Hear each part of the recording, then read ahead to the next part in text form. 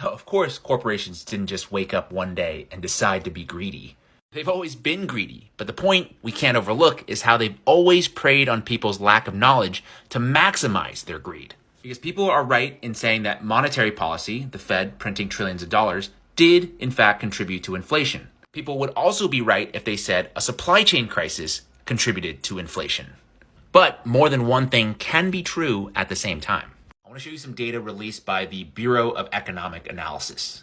The past 3 years, from 2020 to 2022, saw a dramatic increase in the contribution of corporate profits as a percentage of unit price, while other costs, such as non-labor costs and compensation of employees, have gone down. What that essentially means is when we buy something, more of that money is going into corporate profits versus into the hands of the employee or to produce the actual good itself. Matt Stoller, an economic policy analyst, did a deep dive and calculated that corporate profits contributed to about 60% of inflation increases. He also added that the other 40% can be explained by government spending and the supply chain crisis.